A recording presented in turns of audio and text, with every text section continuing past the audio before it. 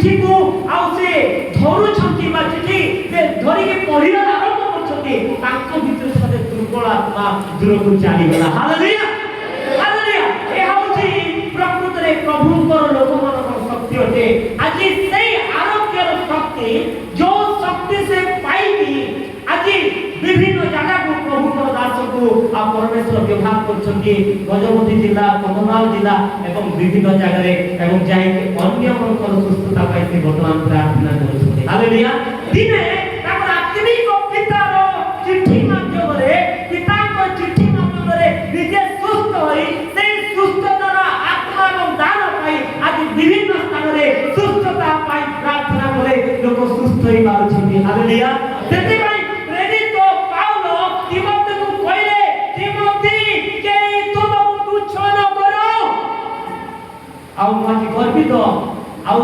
विभिन्न प्रोग्राम थिले सुदा सेको आज्ञा कहले आपण दया करके आसंतु कहले आसीबी कहले हालेलुया काई कि एई जगह पाई प्रकृत रे आमे दीर्घ दिन ला दीर्घ वर्ष ला एई अंचल पाई प्रार्थना करके आसीथिलो मो दीदी जे कि वर्तमान नागालैंड रो अछंती आ मो भी जानछि एई अंचल रे से रायगढ़ चाली चाली आसी समाचार प्रचार करथिले आउ केते कष्ट केते संघर्ष प्रार्थना करुथिले आज आपण मन को देखि से आत्मार फल से आत्मिक फल आमे देखि प्रभुଙ୍କର गौरव करूछु मो प्रार्थना करूछि प्रभुଙ୍କର दास को आउरी आउरी अधिक मात्रा रे प्रभु ताको व्यवहार करू हालेलुया मुझे कहउथिली आ छोट पिला पिला समय मो पचारथिली 12 वर्ष बोले ताकर सप्तम क्लास षष्ठ क्लास पढुथिले आ जेते बेले कि ताको ब्रेक टाइम होथिला स्कूल रे जेते ब्रेक टाइम मिलुथिला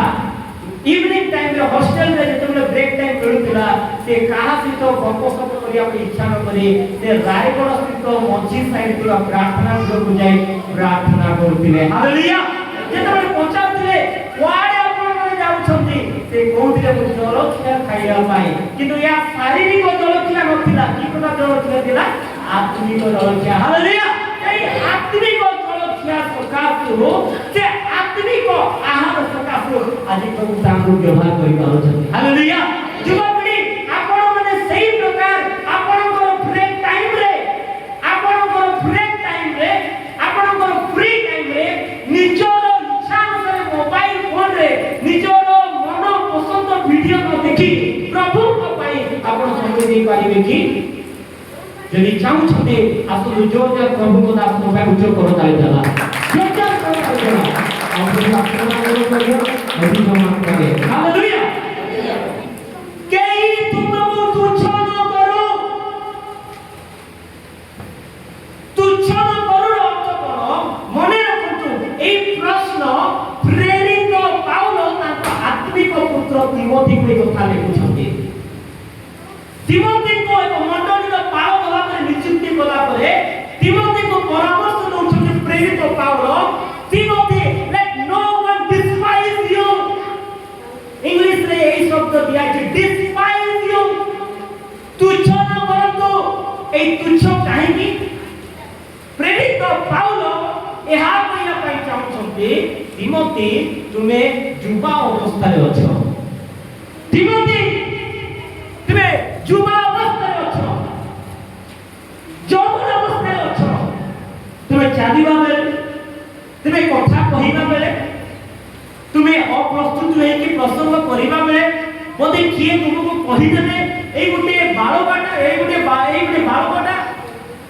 युवकटा ए आपको कौन शिक्षा दे पारिबो तुमे सभा समय मंच रे बसुतिबा समय सोइबो नाही चर्च रे बसुतिबा समय सोइ पड़िबो नाही जदि चिंता करतु पालक माने चालक माने बा एठारे बसितिबा भाई भणी माने प्रसंग समय रे आप सोइ पड़िबे एहा कोन आदर्श जनक विषय की नुए तिमोथी को कहिरे प्रस्तुत हो एमिति प्रस्तुत हो जे केही तुमको तुच्छ न करंतु हालेलुया केही ना मंडली भितरे ना मंडली बाहरे अनेक समय हम देखुछु हमें की प्रकार कथा वार्ता करि थाउ अनेक लोक को जानि छी आ प्रभु को सेवा कार्य करूथिबे এবং ସେମାନେ କ'ଣ କରିବେ ଆଉ ଯେତେବେଳେ କି ଅନ୍ୟମାନଙ୍କ ସହିତ କଥାବାର୍ତ୍ତା ହେବାର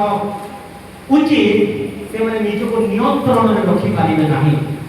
ଏବେ ଯୁବକମାନେ ଆମେ ଯେତେବେଳେ ଝିଅମାନଙ୍କ ସହିତ କଥାବାର୍ତ୍ତା କରୁଛୁ ବା ଭଉଣୀମାନଙ୍କ ସହିତ କଥାବାର୍ତ୍ତା କରୁଛୁ ଆମକୁ ସାବଧାନ ରଖିବାକୁ ପଡ଼ିବ।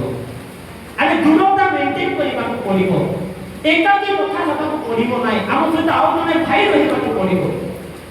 ନହେଲେ ସେ ଭଉଣୀ ପାଖରେ ଆଉ ଜଣେ ଭଉଣୀ ରହିବାକୁ ପଡ଼ିବ। କାହିଁକି ଶତ୍ରୁ ଅପେକ୍ଷାରେ ଅଛି କହିଦେବ ଏ କି ପ୍ରକାର ଖ୍ରୀଷ୍ଟିଆନ ଯୁବକ ଏ ଝିଅ ସହିତ କଥା ହଉଛି ଏ ଭଉଣୀ ସହିତ କଥା ହଉଛି ତାର କଣ ସେ ପ୍ରକାର ଆଦର୍ଶ ନାହିଁ।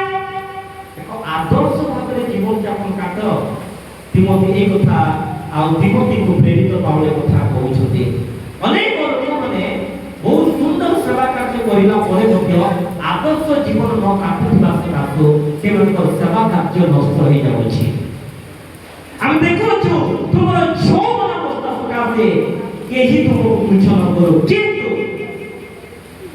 କେହି ତ ତୁମକୁ ତୁଚ୍ଛ ନ କରୁ ଏହା ସତ୍ୟ, କିନ୍ତୁ ବାକ୍ୟରେ ଏବଂ ଆଚରଣରେ ପ୍ରେମରେ ବିଶ୍ୱାସରେ ଓ ପବିତ୍ରତାରେ ବିଶ୍ୱାସୀ ମାନଙ୍କର ଆଦର୍ଶ ସ୍ୱରୂପ ହୋ। ତୁମେ ଏକ ଆଦର୍ଶ ସ୍ୱରୂପ ହୋ। Be an example to the believers। ଏକ ଆଦର୍ଶ ସ୍ୱରୂପ ହୋ। ଦେଖନ୍ତୁ ଆପଣମାନଙ୍କୁ ଗୋଟେ କଥା କହିବି ଆଉ ଆପଣମାନେ ବର୍ତ୍ତମାନ ତଳେ ବସୁଛନ୍ତି, ମୁଁ ଉପରେ ଠିଆ ହେଇଛି, ମୁଁ ସୁଟ୍ ପିନ୍ଧିଛି, ଆପଣମାନେ ଫ୍ରିରେ ଅଛନ୍ତି। ଗରମ କାହାକୁ ଅଧିକ ଲାଗୁଛି? ମୋତେ ଅଧିକ ଲାଗୁଛି। ତାହେଲେ ମୁଁ କାହିଁକି ପିନ୍ଧୁଛି? ପିନ୍ଧିବାର କାରଣ ହେଲା ଯେ ମୁଁ ପ୍ରଭୁଙ୍କର ସେବା କାର୍ଯ୍ୟ କରୁଛି।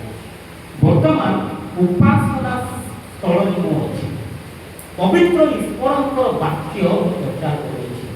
କେହି ଯେଉଁ ପ୍ରକାର ଆମକୁ ତୁଚ୍ଛ ନ କରନ୍ତୁ, ଏଥିପାଇଁ ନିଜକୁ ଗରମ ଲାଗିଲେ ମଧ୍ୟ ଆମେ କ'ଣ କରୁଛୁ? ସମସ୍ତଙ୍କର ଏକ ଆଦର୍ଶ ହେବା ନିମନ୍ତେ ଆମକୁ କ'ଣ କରିବାକୁ ପଡୁଛି? ଗୋଟେ ସୁଟ୍ ଗରମ ହେଲେ ମୋତେ ପିନ୍ଧିବାକୁ ପଡୁଛି। କାହିଁକି? ଯଦି ମୁଁ କାଢ଼ିଦେବି ଏ ସାର୍ଟ ଗୋଟେ କିଣି ପ୍ରଚାର କରୁଛି, ଏ ସାର୍ଟରେ ବୋଧେ ଯଦି କିଛି ବି ଯଦି ଅସଭ୍ୟଜନକ ଭାବରେ ଦେଖାଯିବ ତାହେଲେ ଈଶ୍ୱରଙ୍କର ଅଗୌରବ ହେବ। ତ ଏକ ଆଦର୍ଶ ହେବା ପାଇଁ ଆମର ବସ୍ତ୍ର ମଧ୍ୟ ଅତି ଗୁରୁତ୍ୱପୂର୍ଣ୍ଣ। କାରଣ ସମସ୍ତଙ୍କ ପାଇଁ ଆଦର୍ଶଟା କେବଳ ଯୁବପିଢ଼ି ପାଇଁ ନୁହେଁ, ମୋବାଇଲରେ ଦେଖୁଥିବା ବା ଅନଲାଇନରେ ଦେଖୁଥିବା ସମସ୍ତଙ୍କ ପାଇଁ ଏକ ଆଦର୍ଶ ପାଳନ ହେବାକୁ ପଡ଼ିବ, ଆଦର୍ଶ ଜୀବନ ହେବାକୁ ପଡ଼ିବ। ଆପଣଙ୍କର ବସ୍ତ୍ର ମଧ୍ୟ ସେହି ପ୍ରକାର ହେବାକୁ ପଡ଼ିବ। ଏହା ତିମୋଥୀକୁ ପ୍ରେରିତ ପାଉଲ କହୁଛନ୍ତି। ଆଜି ଆମେ ନିର୍ଣ୍ଣୟ କରିବା ଏକ ଆଦର୍ଶ ସନ୍ତାନ ଆମେ ହେବା। ଆଉ ଆମର ଆଦର୍ଶ କି ପ୍ରକାର? ଆମର ଆଦର୍ଶ ବାକ୍ୟରେ, ଆଚରଣରେ, ପ୍ରେମରେ, ବିଶ୍ୱାସରେ ଓ ପବିତ୍ରତାରେ ବିଶ୍ୱାସୀ ମାନଙ୍କର ଆଦର୍ଶ ସ୍ୱରୂପ ହେବ। ହାଲେଲୁୟା। 6ଟି ବିଷୟ ଯୁବପିଢ଼ି ବା ପ୍ରିୟ ଭାଇ ଭଉଣୀ ମାନେ এই 6ଟି ବିଷୟକୁ ମନେ ରଖିବେ। ଜୀବନରେ ଏକ ଆଦର୍ଶ ଖ୍ରୀଷ୍ଟୀୟ ଯୁବକ ହେବା ପାଇଁ এই 6ଟି ବିଷୟକୁ ଆପଣ କ'ଣ କରିବେ? ମନେ ରଖିବେ। ଯଦି এই 6ଟି ବିଷୟ ଆପଣ କରିପାରୁଛନ୍ତି ତାହେଲେ ବିଶ୍ୱାସ କରନ୍ତୁ ଏକ ଆଦର୍ଶ ଯୁବକ ଯୁବତୀ ଭାବରେ ପ୍ରଭୁ ଆପଣଙ୍କୁ ମଧ୍ୟ ଧୂଳିରୁ ଖତ ରାଶିରୁ ଆପଣଙ୍କୁ ଉଠେଇବେ। ହାଲେଲୁୟା। ସେଥି ନିମନ୍ତେ ଆଦର୍ଶ ହେବାକୁ ପଡ଼ିବ, ପବିତ୍ରତା ଜୀବନ କାଟିବାକୁ ପଡ଼ିବ। ବାକ୍ୟରେ, ଆଚରଣରେ, ପ୍ରେମରେ, ବିଶ୍ୱାସରେ ଏବଂ ପବିତ୍ରତାରେ ବିଶ୍ୱାସୀ ମାନଙ୍କର ଆଦର୍ଶ ସ୍ୱରୂପ ହେବ। ଏବେ ଦେଖନ୍ତୁ, ଯଦି ଆଉ ସର୍ବସାଧାରଣରେ ମୁଁ କହୁଛି, କିଛି ଭାଇ ଭଉଣୀ ମାନେ କର୍ମକର୍ତ୍ତା ହୁଅନ୍ତି। କର୍ମକର୍ତ୍ତାର ଅର୍ଥ ହେଲା ମଣ୍ଡଳୀର ଦାୟିତ୍ୱ ଯେଉଁମାନେ ନିଅନ୍ତି। ଯଦି ମଣ୍ଡଳୀର ଦାୟିତ୍ୱ ନେଉଥିବା ଭାଇମାନେ ଖଇନି ପ୍ୟାକେଟ ଯଦି ଖାଇବେ ଆଉ ସଣ୍ଡେ ସ୍କୁଲରେ ଶିକ୍ଷା ଦେଉଥିବେ, ଆଉ ଗୋଟେ ଛୋଟ ପିଲା ଦେଖିବ ଯେ ମୋର ଶିକ୍ଷକ ନିଜେ ଖଇନି ଖାଉଛି, ପ୍ରାର୍ଥନା କରୁଛି, ଏବେ ସେ କି ପ୍ରକାର ଆଦର୍ଶ ହେଲା ଯେ ତା ଛୋଟ ପିଲା ମଧ୍ୟ କ'ଣ କରିବ? ବାଇବେଲ ବି ପଢ଼ିପାରିବ, ଖଇନି ବି ଖାଇପାରିବ। ଏଇଟା ତ ଆଦର୍ଶ। ହଁ ନା? ଆମେ କି ପ୍ରକାର ଆଦର୍ଶ ହଉଛୁ? आज मंडली अभिवृद्धि न हो पारिबा कारण कौन ए गुटे पार्टी रे दुईटी शब्द मंडली भितर बहुत पवित्रता मंडली बाहर ए पार्टी माध्यम रे हम कौन करूछु असभ्य भाषा रे कथा बार्ता करूछु एते असभ्य एते तळसरी श्रेणी रो भाषा लागुछु जे एमिति लागुछि सत्य कि पर भाषा पे प्रार्थना करथिले मध्य पर भाषा पाई थांते किंतु अभद्र भाषा एतिकी मात्रा रे व्यवहार करूछन्ते ता तो बहुत दुखदायक विषय। ख्रीष्ट